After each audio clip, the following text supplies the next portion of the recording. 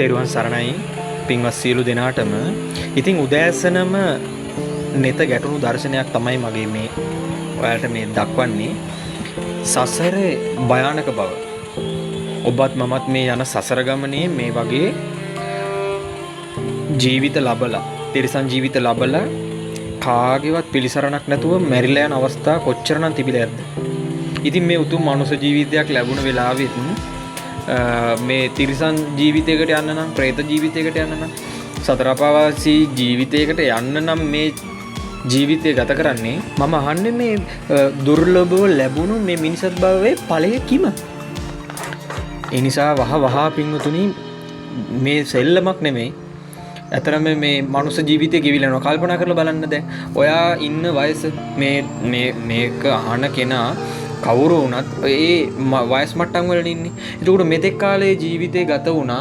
කල්පනා කරලා බැලුවොත් ආපස්සට හැරිලා තමන් කරපු පින්ද වැඩි පවුද වැඩි කියලා බැලුවොත් කෙනෙක්ට ඇත්තටම සතුටු වෙන්න පුළුවන් නම් මම මේ ජීවිතේ ගොඩාක් පින් කරගත්ත කෙනෙක් කියලා එහෙමත් කෙනෙක් තමයි ඉතින්. බහුතරයක් ඉන්නේ මොනවාද? කරපු පිනක් සිහි කරගන්න කිව්වොත් මොකද්ද කියලා කල්පනා කරන්න සිද්ධ වෙනවා. ඒ නිසා අපි කරපු පිනක්වත් සමහරක් කෙනෙක්ට මතක නැහැ. ස්වාමීන් වහන්සේ මහා සංඝරත්නයට දානයක් පූජා කරපු දිනයක් මතක නැති පිරිස ඉන්නවා. සිල් සමාදන් වෙලා, අෂ්ටාංග උපෝසථ සිල් සමාදන් වෙලා, එහෙම නැත්නම් පංචශීලයේ හරි මෙච්චර කාලයකට මම රැකගත්තා කියලා සතුටු වෙන්න පුළුවන් කමක් තියෙනවද කියලා ප්‍රශ්නයක් තියෙනවා බහුතරයකට. ඉතින් ඒක නිසා පින්වත්නි, මේ ගත වෙන්නේ උතුම් දුර්ලභ මනුස්ස ජීවිතේ බව මතක තියාගන්න. බුද්ධෝත්පාද කාලයක් ලැබීම අතිශය දුර්ලභයි. මනුස්ස ජීවිතයක් ලැබීම දුර්ලභයි.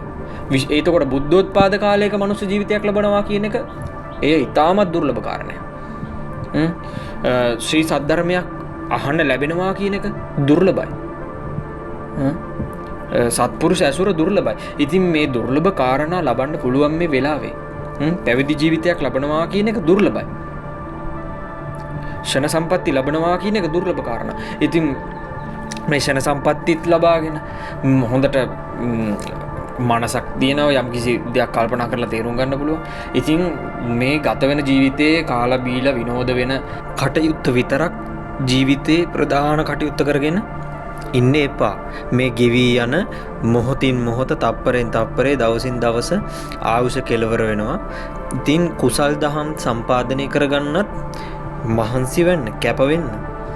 එහෙම නැතිනම් මේ දුර්ලභ ලැබුණු මනුෂ්‍ය ජීවිතයෙන් ලබන ඵලය කුමක්ද? කල්පනා කරලා බලන්න. මේ ලැබූ අති දුර්ලභ මනුෂ්‍ය ජීවිතයෙන් උපරිම ප්‍රතිඵල ගන්න. මහා සංඝරත්නයේ වැඩ ඉන්නවා. යන්න, ඇසුරු කරන්න, දම්පැන් පූජා කරලා පින් රැස් කරගන්න, උපස්ථාන කරන්න බොහෝ අවස්ථා තියෙනවා. තුනුරුවන් වැඩ ඉන්න පුණ්‍ය භූමි මේ ලංකාදීපේ බොහෝ ප්‍රමාණයක් තියෙනවා. කිලෝමීටර් 100ක් දුර යම් කෙනෙක් යන්න කල්පනා කරොත් ඒ 100 ඇතුළත, කිලෝමීටර් 100 ඇතුළත භාග්‍යතුන් වහන්සේ සිහි කර වඳින්න පුළුවන්, පුදන්න පුළුවන් ස්ථාන කොතෙක් හමු වේද?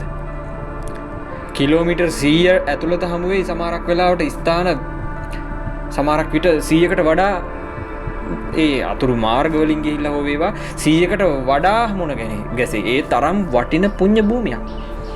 ඒ පුණ්‍ය භූමියක මේ ඉපදිලා මේ ගත වෙලා යන ජීවිතයේ අවසානයේ කල්පනා කරලා බලපුම් කරපු පිනකුත් නැහැ, ඇති කරගත්ත ධන සම්පතක්වත් ගෙවල් දොරවල් ඉඩ කඩමුත් නැහැ, සමහරුන්ට කරපු පිනකුත් නැහැ.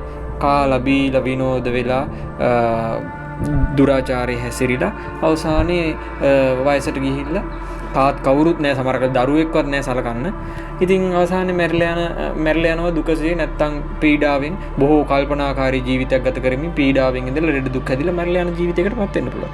ඒ නිසා නුවණ කල්පනා කරලා ධර්මයේ හැසිරෙන්න කියන මතක් කිරීමත් එක්ක, ආරාධනයත් එක්ක පුණ්‍ය යාත්‍රා YouTube channel එක subscribe කරලා නැත්නම් අපිත් එක්ක subscribe කරලා දිගටම රැඳිලා ඉන්න ලෙස මෙසිතින් ආරාධනා කරනවා. එහෙනම් තෙරුවන් සරණයි.